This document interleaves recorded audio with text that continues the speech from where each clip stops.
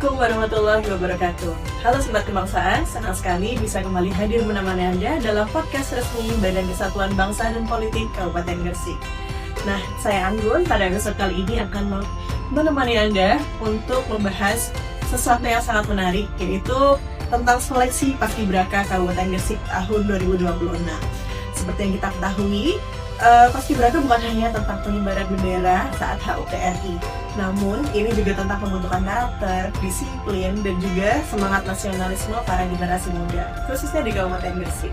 Dan sudah hadir bersama kami narasumber yang kompeten di bidangnya, yaitu Bapak Suhendar, selaku admin seleksi Paskibraka tahun 2026. Assalamualaikum Pak Hendar. Waalaikumsalam. Selamat datang di podcast kami. Baik Pak, setiap peringatan HUT kemerdekaan RI, kita selalu menyaksikan momen sakral, yaitu pengibaran bendera ya Pak ya. Dan ternyata di balik momen itu banyak ada proses yang panjang yang dilalui oleh anak-anak muda di Kabupaten Gresik, mulai dari disiplin, seleksi ketat, dan pembinaan karakter gitu. Pak Hendar mungkin boleh dijelaskan terlebih dahulu apa itu Paskibraka dan apa makna pentingnya bagi generasi muda di Kabupaten Gresik. Ya, baik. Paskibraka adalah akronim ya, singkatan dari Pasukan Penerangan Usaha yang bertugas untuk mengibarkan bendera pada upacara peringatan 17 Agustus. Namun untuk mulai tahun 2022, maksudnya Paskibraka tidak hanya mengibarkan pada saat hari proklamasi, tapi juga mengibarkan bendera pada saat hari lahir Pancasila pada tanggal 1 Juni. Dan pun tidak berhenti di situ. Bahwasanya saat ini Paskibraka juga akan dikader sebagai seorang duta Pancasila. Nah, sehingga nantinya proses seleksinya pun lebih kompleks nanti. Tidak hanya bisa berbaris, tidak hanya bisa PBB, tapi juga harus mempunyai karakter serta prestasi akademik yang cukup untuk bisa jadi seorang Paskibraka. Wah, itu tadi ya. Ini khusus adik-adik generasi muda yang ada di Kabupaten Gresik mungkin bisa disimak nih pernyataan dari Pak Hendar. Banyak banget sebagai duta, banyak duta yang mengemban baik duta, tidak hanya sekedar mengibarkan bendera. Nah, kemudian Pak Hendar, seleksi Paskibraka ini menjadi program yang strategis kan untuk pemerintah daerah, khususnya Bagas Bangpol. Kalau strategis mungkin tidak ya, tapi ini sebuah mandatori dari Perpres 51 tahun 2022. Di mana mulai tahun itu Paskibraka menjadi program penting bagi nasional karena itu tadi berhubungan dengan kedutaan Pancasila.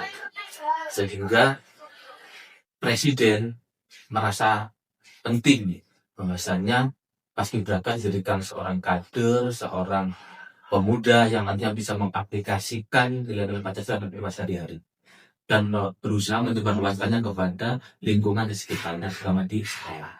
Masya Allah, itu tadi ya, sangat banyak amanah yang diemban bahkan dari Presiden langsung. Baik Pak, untuk kita ke mekanisme dan tahapan seleksinya ya, bisa dijelaskan mungkin tahapan seleksi Paskibraka Kabupaten Gresik tahun 2026 ini nanti seperti apa? Untuk 2026 ini ada perbedaan tahapan. Kalau 3 tahun terakhir tahapannya diawali dengan seleksi administrasi, kemudian seleksi parade, seleksi kesehatan, seleksi PBB, seleksi Pancasila dan Wasba, kemudian seleksi ilmu pengetahuan umum, dan juga seleksi kepribadian. Namun di tahun 2026 ini ada sedikit perubahan, yaitu tentang penambahan adanya seleksi di tingkat rayon. Nah, nantinya kenapa rayon diberlakukan adalah memberikan kesempatan seluas-luasnya bagi seluruh remaja pemuda di Gresik yang berusia antara 16 sampai dengan 18 tahun besok pada tanggal 17 Agustus 2020. Nah, Oke. Jadi kalau sebelum 17 Agustus, belum 18 tahun tadi? 16 tahun ya minimal? 19 belum bisa. Ya, itu belum bisa. Nah, itu bisa dicatat ya teman-teman ya. Kemudian syarat utama bagi siswa-siswi yang ingin mengikuti seleksi Pak selain usia tadi ini. Oke. Yang pertama sehat jasmani tentunya ya. Yang kedua warga negara Indonesia yang nanti berusia 16 dan 14 tahun pada 17 Agustus 2026 juga memiliki nilai akademik baik. Kemudian juga bisa melakukan keterampilan PBB yang paling penting karena memang pengibaran bendera kan pasti berupa pasukan ya Iya. bersama-sama sehingga Harus tidak berbaris. perorangan, jadi harus mampu bekerja sama dan berkoordinasi sama pasukan ke berbeda nantinya. Nah, itu tadi ya, harus ada nilai akademis yang baik dan juga harus bisa baris berbaris paling tidak.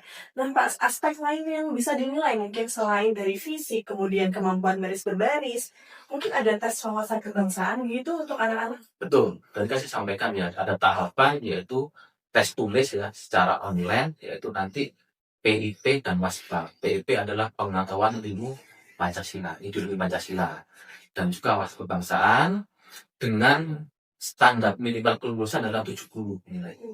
Jadi kalau di bawah 70 dipastikan tidak akan bisa lanjut ke etapa atau tahap berikutnya. Setelah PIP WASBA, nanti peserta juga akan dites pengetahuannya tentang intelijensia umum. Jadi pengetahuan umum, mereka juga kita tes, juga memiliki nilai minimal. Yang di bawah 70 pun tidak bisa masuk ke tahap berikutnya. Wah, Makanya kan diminta tadi pesertanya minimal memiliki nilai akademik baik. baik. Luar biasa ketat juga ya ternyata. Dan itu kan ada tes seleksi lain, Pak. Mungkin kepribadian itu juga dinilai. Dinilai itu nanti penelusuran bakat dan minat dan juga motivasi dia mengapa dia mau untuk bergabung di Pasundan Pusaka. Karena setting akhirnya adalah mereka menjadi duta Pancasila, sehingga kepribadian betul-betul diperhatikan di sini, mulai dari penelusuran media sosial, kemudian lingkungan pergaulan di keluarga, di sekolah dan masyarakat. Wah, luar biasa penilaiannya. Jadi ingat pemilihan duta wisata ya, Pak? Hampir sama. Hampir sama. Karena ini adalah duta Pancasila, amanat langsung dari Presiden. Kemudian, Pak, dalam proses seleksi ini apakah ada pihak lain yang terlibat seperti kepolisian mungkin atau TNI? Ya, kalau untuk proses seleksi sementara memang tidak melibatkan ya, namun nanti kepolisian, TNI, kemudian unsur-unsur lain juga akan terlibat pada saat proses pemusatan pelatihan. Karena standar PBB kan menggunakan standar Terpam 57 dan 58 2018 miliknya TNI kan, sehingga yang melatih nanti pasti TNI dan juga didukung dari unsur kepolisian.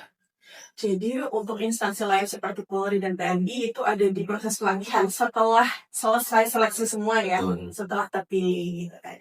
Baik Pak, pertanyaannya mungkin banyak anak-anak yang penasaran nih. Kalau saya sudah lolos di tingkat kabupaten, apakah ada kesempatan nih untuk saya bisa lolos di tingkat provinsi bahkan nasional? Ya, jadi saya luruskan ya. Jadi proses seleksi ini justru adalah seleksi tingkat nasional, Pak. Oh baik. Jadi hanya tahapannya diawali dengan di tingkat kabupaten. Sehingga nanti setiap yang lolos kita akan bersaing menempati peringkat 1 sampai dengan peringkat 3 itu akan mewakili kabupaten ke tingkat provinsi. Pun sama demikian, yang peringkat 1 dan tingkat provinsi akan mewakili provinsi ke tingkat nasional. Jadi semua berkesempatan sama untuk bisa ke tingkat nasional asalkan prestasinya benar-benar mumpuni dan dapat dipertanggungjawabkan. Wah luar biasa sekali. Ini makin semangat nih khususnya anak-anak ya karena nilainya akan secara akumulasi deh Pak. Jadi di ranking secara nasional. Akumulasi mulai dari BBB, Samapta dan kepribadian. Wah itu juga harus disiapkan banget dari awal nih ya adik-adik karena penilaiannya bisa langsung kalian bisa sampai ke nasional ternyata. Kemudian Pak Injang pertanyaan selanjutnya nih, setelah dinyatakan lolos, seperti apa proses pembinaan yang mungkin mereka akan jalani? Oke. Setelah lolos, mereka akan masuk di pemusatan pelatihan dan nanti akan di model sistem desa bahagia. Desa bahagia. Di mana proses lingkungan pelatihan ini dibikin atau dibuat seperti hidup dalam suasana di desa. Namun ditata, diatur dengan pengembangan nilai-nilai Pancasila dalam keseharian. Nah, disitulah nanti akan ada pamong, akan ada pelatih yang akan bekerja sesuai dengan fungsinya masing-masing, sehingga adik-adik benar-benar tidak merasa nih kalau mereka sedang berada di sebuah area pelatihan yang menyeramkan atau apa, tapi justru akan sangat membahagiakan. Wah, kayak seru sekali nih, ini benar-benar beda seperti yang saya tahu dari tahun-tahun sebelumnya lain. Apakah akan ada di desa Pak dengan namanya desa bahagia tadi? Sebuah tempat yang nanti disetting seolah-olah berada di sebuah desa. Wah. dipastikan adik-adik enjoy ya Pak ya. Pasti. Baik.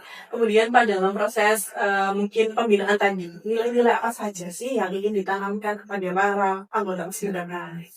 Yang pasti ya nilai kedisiplinan, kepemimpinan, keteladanan, dan juga keterampilan di bidang apapun yang bisa mendukung keberdayaan dia hidup di masyarakat.